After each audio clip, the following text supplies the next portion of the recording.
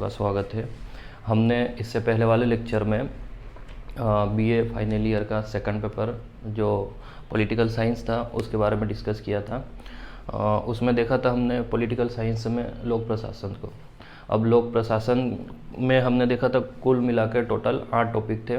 8 topic में हम सबसे पहले जो फर्स्ट टॉपिक है हम लोक प्रशासन की अवधारणाएं, लोक प्रशासन की परिभाषाएं, लोक प्रशासन का महत्व और लोक प्रशासन का कार्यक्षेत्र, हम इसके बारे में डिस्कस करेंगे। आज से हम फर्स्ट वाला टॉपिक स्टार्ट कर रहे हैं जो क्या क्या है उसमें लोक प्रशासन की परिभाषा, लोक प्रशासन का महत्व, उसका कार्यक्षेत्र, ठीक है, उसके बारे में हम डिस्कस करेंगे। उसके बारे में डिस्कस करने से पहले मैं आप लोगों को एक बात बता देता हूँ। सबसे पहले हम इसको पूरा चैप्टर वाइज डिस्कस करेंगे। उसके बाद में आप लोगों को लास्ट में मैं फॉर्मेट दे दूंगा किस टाइप से आपको लिखना है एग्ज़ाम में और किस टाइप से आपको राइटिंग करना है। उसके बाद में सारा और उसकी परिभाषा कैसी रहेगी और लोक प्रशासन की परिभाषा कैसी रहेगी और प्रशासन की परिभाषा कैसी रहेगी, उसके महत्व की परिभाषा कैसी रहेगी, उसके कार्यक्षेत्र की परिभाषा कैसी रहेगी। ये सारी चीज़ें मैं लास्ट में आप लोगों को मैं एक PDF या फिर उसी वीडियो में ऐड करके मैं आप लोगों को बता दूंगा। तो हम सबसे पहले डिस्कस कर लेते हैं कि लोक प्रशासन की परिभाषा क्या है, उसका महत्व क्या है, उसका कार्यक्षेत्र क्या है। ये चीज़ों को जानने के लिए हम सबसे पहले देखेंगे लोक प्रशासन की शुरुआत कहाँ से होती है। लोक प्रशासन की शुरुआत अगर देखा जाए तो हम अमेरिका से स्टार्ट करते हैं। जो एक चाइना का विद्वान थे वुड्रो विल्सन, जो चाइना से, जिसका जन्म चाइना में होता है, उसके बाद वो चले जाते हैं अमेरिका। और अमेरिका में भले औद्योगिकरण की शुरुआत ब्रिटेन से होती है, किंतु हम मानते हैं अमेरिका के एक पूर्वी क्षेत्र है जहाँ से सबसे पहले छोटे छोटे उद्योगों की शुरुआत होने लगी थी। वहीं से जो उद्योगों का प्रबंधन कैसा किया जाए, उसका मैनेजमेंट कैसा किया जाए, उसको किस तरह से उद्योग में ज़्यादा उत्पादन हो जाए, इसको देखते हुए वहाँ का प्रशासन का निर्माण किया गया और वहाँ से प्रशासन की अवधारणाएं स्टार्ट होती है। और हम वुड्रो विल्सन को लोक प्रशासन का पिता कहा जाता है। ठीक है, हम कहाँ से स्टार्ट करते हैं? अमेरिका से। अमेरिका से ही लोक प्रशासन की शुरुआत होती है। अगर हम लोग प्रशासन को देखा जाए तो प्रशासन को देखने से पहले सबसे पहले हमें उसकी एक बेसिक स्ट्रक्चर देखना पड़ेगी। बेसिक अवधारणाएँ क्या है प्रशासन की।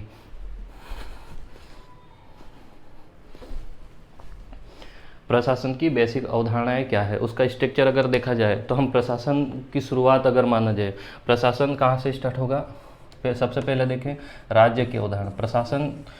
प्रशासन को देखने से पहले हमको देखना पड़ेगी कि राज्य क्या है, राज्य किस चीज़ से मिलकर बना, इसके आधार स्तंभ क्या है राज्य के, वो देखेंगे। उसके बाद हम प्रशासन को देखेंगे। सबसे पहले देखेंगे राज्य किससे मिलकर बनता है? वहाँ का क्या होना चाहिए?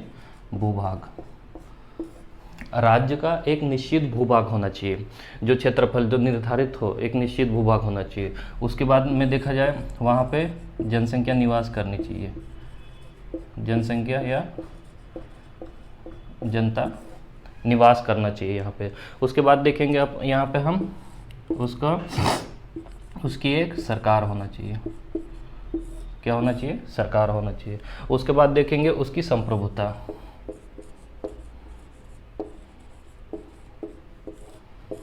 उसके बाद देखेंगे हम राज्य की संप्रभुता। राज्य की अपनी संप्रभुता होना चाहिए। हम हमारे खुद के निर्णय, हम राज्य में किस टाइप से प्रशासन चलाएंगे, किस टाइप से शासन चलाएंगे, हमारे यहाँ की जनसंख्या कैसी रहेगी, किस टाइप से हमारा कल्चर रहेगा, ये क्या है? हमारी संप्रभुता है। संप्रभुता मतलब हम बाहरी किसी भी बाहरी क्षेत्र हो या बाहरी देश हो, हम दूसरे किसी के प्रभाव में आकर हमारे खुद के जो क्षेत्रफल है, एक भूभाग है, हमारे यहाँ की जो जनसंख्या है, उसके लिए हम गलत डिसीजन या सही डिसीजन उनके आधार पर नहीं कर सकते। हम हमारे यहाँ की जो व्यवस्था है, वहाँ या हमारे यहाँ का कल्चर है, उसके हिसाब से हम हमारा डिसीजन लेंगे। तो ये क्या है? संप्रभुता। अगर यहाँ पे देखा जाए, यहाँ पे जो राज्य है, राज्य में कौन कौन है? एक भूभाग है, उसके बाद जनसंख्या है, जनता, उसके बाद सरकार, उसके बाद संप्रभुता। अगर बात किया जाए जनसंख्या किसको? जो जनता है वो खुद शासन नहीं करती है। जनता क्या करती है? एक अपने प्रतिनिधि को चुनती है। जब जनता अपने प्रतिनिधि को चुन के कहाँ पे भेजती है? सरकार में भेजती है। तो जो जनता है अपनी शक्तियाँ किसको देती है? सरकार को। जनता क्या करती है? अपनी शक्तियाँ सरकार को देती है। और यही सरकार जो जनता की नीतियों का जनता के लिए नीतियों का निर्माण करती है। कौन करती है? सरकार करती है। जनता को जो सुव्यवस्थित तरीके से उनके कल्याणकारी कार्यक्रमों को शुरुआत करना, या फिर जनता के लिए जो लाभदायक चीज़ें हो, जनता के लिए कुछ अच्छा किया जाए, उसका काम कौन देखता है? सरकार देखती है। तो सरकार इनके लिए क्या बनाती है? नीतियाँ बनाती है। क्यों? क्योंकि जनता ने इनको चुन के सरकार में भेजा है, और यही सरकार जनता के लाभ के लिए क्या काम करती है? नीति का निर्माण करती है। और जो वही नीति का निर्माण सरकार किसके द्वारा करवाती है? वही नीतियों का निर्माण सरकार किसके द्वारा करती है? प्रशासन के द्वारा। सरकार किसके द्वारा करवाती है? खुद सरकार नहीं करती है। सरकार के साथ में कौन होता है? प्रशासन होता है। प्रशासन एक स्ट्रक्चर होता है, एक खाका होता है, जो सारे जितनी भी नीतियाँ होती हैं उसके निर्माण को लेकर, जिसको ड्राफ्टिंग को लेकर, उसके इम्प्लीमेंट कहाँ होना चाहिए, ये सारी चीज़ों का देखरेख कौन करता है? प्रशासन करता है। मतलब क्यों? क्योंकि प्रशासन होता है जो सीधे जनता से रूबरू मिलता है, सीधे जनता की समस्याओं से जूझता है और समस्याओं को देखता है। और जनता सीधे सरकार से नहीं मिलती है, सीधे किससे मिलते हैं? प्रशासन। आप अगर हम देखते हैं प्रशासन क्या है? जो सरकार द्वारा निर्धारित लक्ष्य होते हैं, सरकार जो नीतियाँ निर्माण करवाती है या उस पर इम्प्लीमेंट करवाती है लोगों के ऊपर, तो उसका जो सामान्य लक्ष्य है, मतलब वो एक टास्क देती है सरकार, उसको प्राप्त करने के लिए कौन काम करता है? प्रशासन काम करता है। प्रशासन कैसे काम करता है? मतलब जो सरकार द्वारा दिया गया लक्ष्य, सामान्य लक्ष्य को हासिल करने के लिए एक क्रमबद्ध तरीके से, मतलब जैसे लाइन टू लाइन क्रमबद्ध तरीके से और सुव्यवस्थित तरीके से, किसी को नुकसान नहीं होना चाहिए, इसके आधार पर प्रशासन क्या करता है? काम करता है। मतलब सरकार की जितनी नीतियाँ रहती है, जितने कल्याणकारी कार्यक्रम रहते हैं, सामान्य लक्ष्यों को, सरकार का लक्ष्य टारगेट क्या होता है कि जनता को अधिक से अधिक लाभ पहुँचाए, जो सरकार का लक्ष्य होता है। और कि जो समाज में जो पिछड़ा हुआ व्यक्ति है, या फिर देश में जो पिछड़े हुए गरीबी और पिछड़े हुए जो बेरोजगारी है, उसके लिए कुछ ना कुछ नीतियाँ बनाती है। तो वो नीतियों को प्रशासन कहाँ पहुँचाता है? एक जो अंतिम व्यक्ति तक प्रशासन का काम होता है, अंतिम व्यक्ति तक सरकार की नीतियों को पहुँचाना। तो सरकार, ये प्रशासन क्या काम करता है? प्रशासन सरकार की जो नीतियाँ होती है उनको व्यक्तियों तक पहुँचाने का काम, सुव्यवस्थित तरीके से और क्रमबद्ध तरीके से व्यक्तियों तक पहुँचाने का काम प्रशासन करता है। प्रशासन के बारे में डिस्कशन किया था हमने। प्रशासन क्या है? कानून का क्रमबद्ध और व्यवस्थित क्रियान्वयन। कानून कौन बनाता है? सरकार बनाती है। सरकार बनाती है, उसको क्या करवाता है प्रशासन? क्रमबद्ध तरीके से, मतलब व्यवस्थित तरीके से, क्रमबद्ध तरीके से और व्यवस्थित क्रियान्वयन इसका इम्प्लीमेंट करवाता है।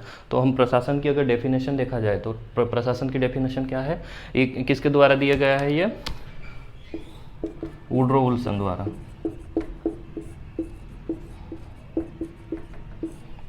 वुड्रो विल्सन ने क्या बोला था? प्रशासन की डेफिनेशन वुड्रो विल्सन ने बताया था। जो वुड्रो विल्सन कौन है? लोक प्रशासन का पिता। इसको क्या कहा जाता है? वुड्रो विल्सन को लोक प्रशासन का पिता। इसने क्या कहा था कि प्रशासन कानून का क्रमबद्ध और व्यवस्थित क्रियान्वयन। अगर इसी में प्रशासन में अगर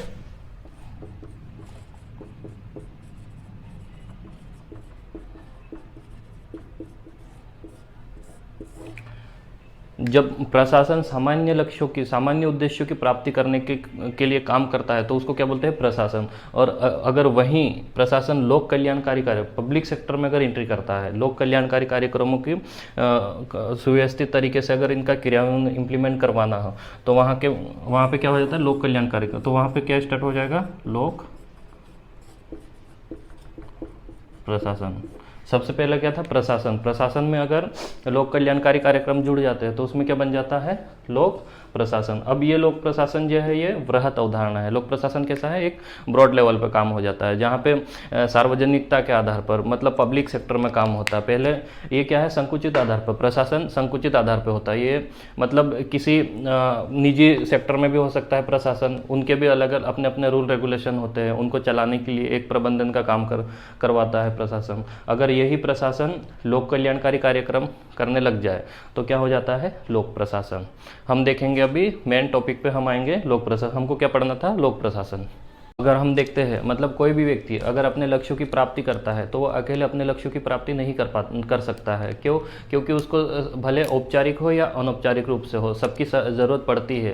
अरस्तु ने एक वाक्य दिया था कि अगर किसी व्यक्ति को समाज की ज़रूरत नहीं पड़ती है तो वो व्यक्ति कैसा है, या तो गधा है या फिर ईश्वर है। उसी टाइप से अगर व्यक्ति समाज में अपना कुछ काम करना चाहता है तो किसी न किसी व्यक्ति की उसका आवश्यकता होगी, किसी न किसी की सहायता लेनी ही पड़ेगी। तो उसी टाइप से अगर लोक प्रशासन देखा जाए तो ये सिंगल काम नहीं करेगा, इसका एक संगठन होता है। लोक प्रशासन क्या होता है? एक संगठन होता है।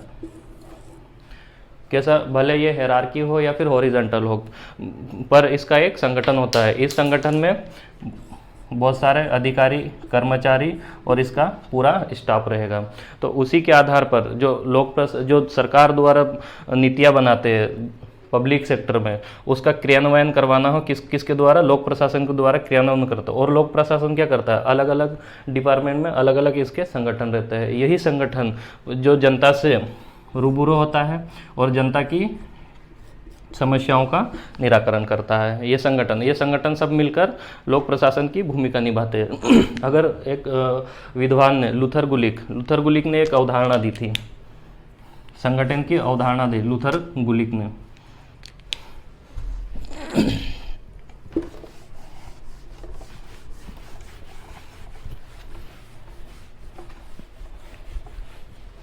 लूथर गुलिक ने संगठन की अवधारणा दी थी। संगठन कैसा होना चाहिए? इसने एक अवधारणा दी पोस्ट कार्ब की। पोस्ट कार्ब अगर किसी संगठन को चलाना हो या फिर सरकार के जो सामान्य लक्ष्यों की प्राप्ति करना हो तो उससे पहले उनके बीच में ये सारी चीज़ें होना चाहिए। सबसे पहले पी से क्या होता है? प्लानिंग। ओ से ऑर्गेनाइजिंग या फिर ऑर्गेनाइज। एस से स्टाफ। उसके बाद में डी से होगा आपका ड्राफ्टिंग। उसके बाद में सी से होगा कोऑर्डिनेशन।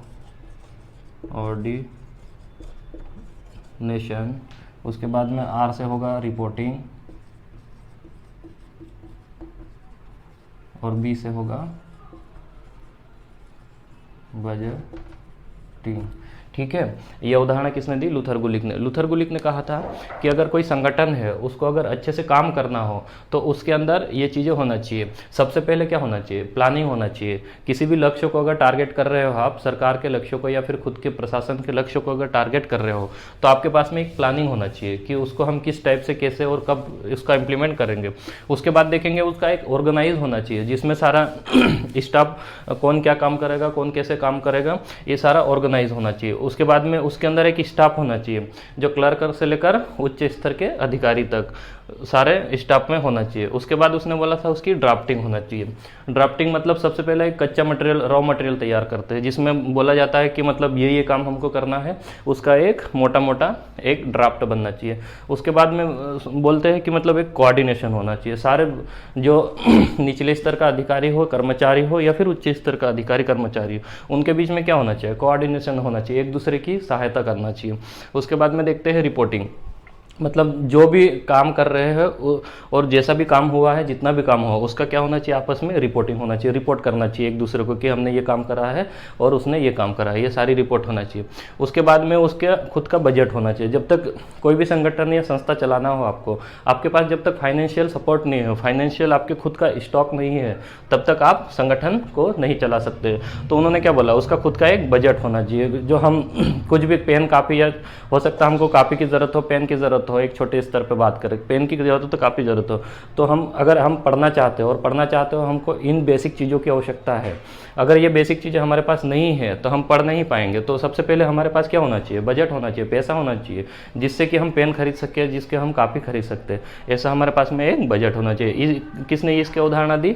लूथर गुलिक ने। ये एक विद्वान हमने इससे पहले देख लिया था प्रशासन। प्रशासन क्या है? एक सामान्य उद्देश्य या सामान्य लक्ष्यों की प्राप्ति करना है, और जहाँ पे लोक कल्याणकारी कार्यक्रम जोड़ दिया जाता है तो वहाँ से क्या स्टार्ट हो जाता है? लोक प्रशासन। अब लोक प्रशासन की एक डेफिनेशन देखा जाए, लोक प्रशासन क्या है? तो लोक प्रशासन संगठन में लक्ष्य प्राप्ति के लिए, संगठन मतलब कोई सा भी संगठन हो सकता है, पब्लिक सेक्टर में कोई सा भी संगठन हो सकता है जो पब्लिक के लिए लाभदायक हो, तो ऐसे संगठन में लक्ष्य प्राप्ति के लिए सभी कार्य किए जाते हैं, सिर्फ एक कार्य नहीं। भले एक लोक प्रशासन की अगर एक बेसिक अवधारणा देखी जाए, लोक प्रशासन क्या है, प्रशासन क्या है, तो बच्चे के जन्म से लेकर कब्र तक कौन काम करता है? प्रशासन काम करता है। सारी एक्टिविटीज़, जितनी भी बच्चा जब जन्म लेता है उसको हॉस्पिटलाइज होता है, उसके बाद में जब उसकी मृत्यु होती है तो वो जो शमशान घाट में सारा प्रबंधन किसका होता है? लोक प्रशासन का होता है। तो वैसे क्या बोला, लोक प्रशासन क्या है? लोक संगठनों में लक्ष्य प्राप्ति के लिए सभी कार्य किए जाते हैं तो उसे लोक प्रशासन कहा जाता है। और प्रशासन में क्या देखा था हमने? सामान्य कार्य, सामान्य लक्ष्यों की, सामान्य उद्देश्यों की प्राप्ति के लिए प्रशासन काम करता है। प्रशासन के बहुत सारे डायरेक्शन हो सकते हैं, किंतु लोक प्रशासन में क्या है? ये लोक प्रशासन में ब्रॉड लेवल पे हो जाता है, मतलब सभी कार्य लोक संगठन में, जहाँ पब्लिक सेक्टर आ गया वहाँ पे क्या स्टार्ट हो जाता है? लोक प्रशासन। जितने भी सारे एक्टिविटीज़ होती है, जैसे सरकार की जो नीतियों का निर्माण होता है उसका जो इम्प्लीमेंट एग्जीक्यूट करवाना होता है, वो एग्जीक्यूट किसके द्वारा होता है? इन्हीं के द्वारा होता है, लोक प्रशासन के द्वारा। पब्लिक सेक्टर में हैंड टू हैंड डायरेक्ट कौन मिलता है? प्रशासन मिलता है। आप चाहे जिला डीएम से लेकर आप चाहे स्थानीय जो प्रशासन है उसमें भी आप हॉस्पिटल में जाओगे, वहाँ का एक मैनेजमेंट होता है, वहाँ का एक मैनेजर होता है जो हेल्थ को लेकर सारे गांव में भ्रमण करते हो और सबसे रूबरू मिलता है। डायरेक्ट ये सरकार से नहीं मिलते, डायरेक्ट किससे मिलते हैं? प्रशासन से। तो यही लोक प्रशासन है, जो पब्लिक सेक्टर में जो काम करते हैं वही कौन है? लोक प्रशासन है।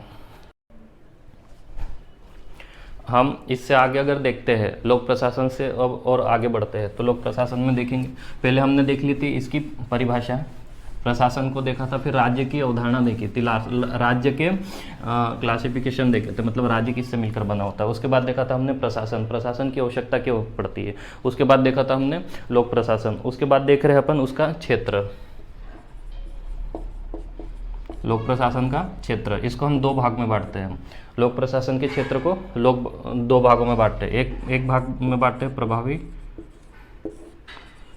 क्षेत्र, और एक भाग होता है विषय क्षेत्र। ठीक है, हमने लोक प्रशासन को कितने भागों में बांटा है? क्षेत्र के आधार पर दो भागों में। प्रभावी क्षेत्र, प्रभावी क्षेत्र में हम सबसे देखते हैं जिसका प्रभाव ज़्यादा होता है लोक प्रशासन का, जो डायरेक्ट गवर्नमेंट के ऊपर इफेक्ट करता है, उसका प्रभाव क्षेत्र कौन कौन सा है? एक होता है विधायिका, एक होता है कार्यपालिका,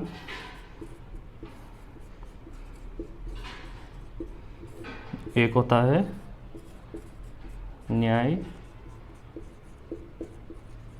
न्यायपालिका। ये कौन है? हमने सबसे पहले किसकी बात करी? सरकार। सरकार क्या काम करती है?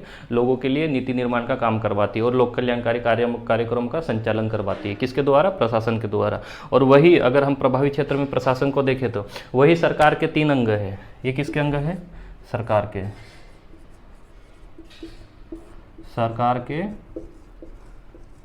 3 अंग। सरकार के 3 अंग कौन कौन से हैं? विधायिका, कार्यपालिका और न्यायपालिका।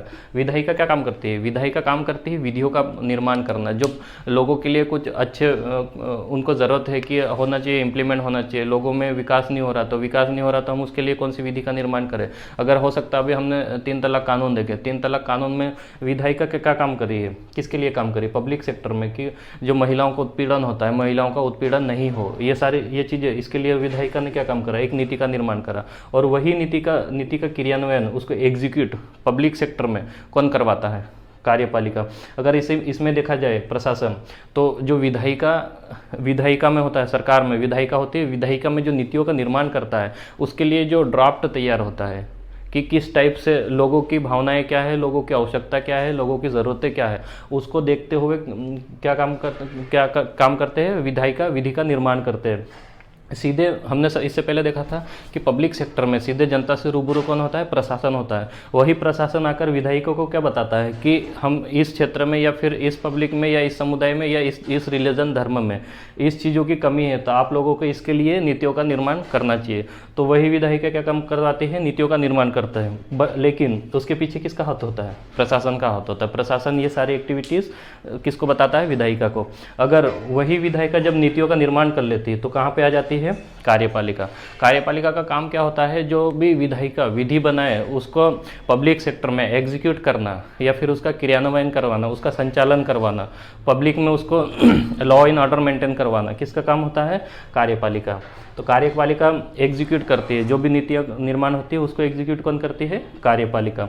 अगर विधायिका ने गलत नीतियाँ बना दी और कार्यपालिका ने उसका गलत एग्जीक्यूट कर दिया तो उसका निराकरण उसके निराकरण कौन करेगा, न्यायपालिका। इन दोनों के बीच में कंट्रोवर्सी हो गई, या फिर हो सकता है कि ये पब्लिक को डिमांड कुछ और थी और इन्होंने कुछ और नीतियों का निर्माण कर दिया, तो ये क्या हो जाएगा, विरोधाभास हो जाएगा कानून। तो इस कानून को अगर कैंसिल करना है तो कहाँ पे जाएंगे, न्यायपालिका। ये मौलिक अधिकारों का अगर हनन करता है, ये जो नीति निर्माण कर रहे हैं और यही नीति निर्माण मौलिक अधिकारों का हनन करता है, तो इसकी रक्षा कौन करता है, न्यायपालिका। तो हम कहाँ पे जाएंगे, न्यायपालिका। तो इन दोनों के बीच में अगर विरोधाभास होता है तो थर्ड पॉइंट कौन सा है, न्यायपालिका। सारे में इसमें भी प्रशासन काम करता है, कार्यपालिका में भी प्रशासन काम करता है और न्यायपालिका में भी प्रशासन काम करता है। तो हम प्रभावी क्षेत्र, डायरेक्ट इम्पैक्ट होता है, प्रशासन का डायरेक्ट हस्तक्षेप होता है, कहाँ पे होता है, विधायिका में, कार्यपालिका में और न्यायपालिका में। ये हो गया प्रभावी क्षेत्र। हमने दो क्षेत्र को दो आधार पर बांटा था, एक प्रभावी क्षेत्र के आधार पर और एक विषय। उसकी हमने देख लिया, क्या देख लिया, उसकी प्रकृति, नेचर कितने आधार पर देखा था, हमने दो आधार पर देखा था, एक प्रबंध के आधार पर और एकीकृत आधार पर। प्रबंध के आधार पर क्या देखा था हमने, लोक प्रशासन क्या काम करता है, लोक प्रशासन एक प्रबंधन मैनेजर के तहत काम करता है, ठीक है। उसके बाद में इसको देखेंगे, इसके आगे बढ़ेंगे हम, महत्व।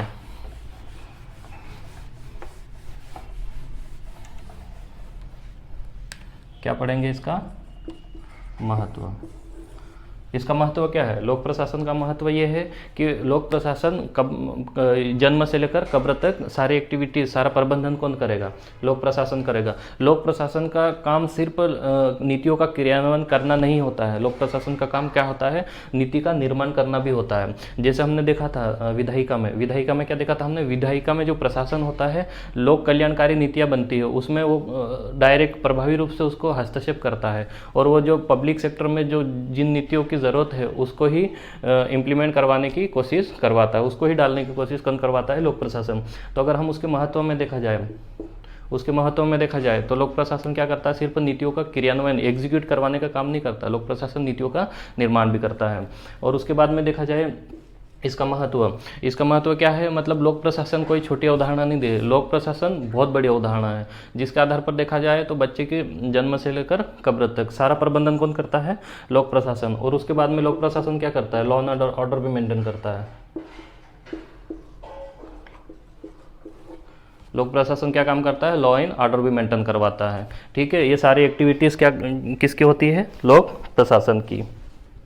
उसके बाद में देखा जाए, आप अगर एक सड़क का निर्माण भी करवाना हो तो वहाँ पे कौन काम करता है, लोक प्रशासन काम करता है। मतलब ये बहुत सारे ब्रॉड लेवल पे लोक प्रशासन काम करता है। इस में हम इसका एक संक्षिप्त विवरण देख लेते हैं। संक्षिप्त विवरण में एक देखते हैं, मतलब लोक प्रशासन को हमने देखा था। लोक प्रशासन क्या है, ये एक बृहत अवधारणा है जिसके तहत सारे पब्लिक सेक्टर में जितने भी एक्टिविटीज़ होते हैं, जो पब्लिक के लिए लाभदायक चीज़ है, जो सरकार नीतियों का निर्माण करवाती है, उसको कौन लागू करवाता है, लोक प्रशासन।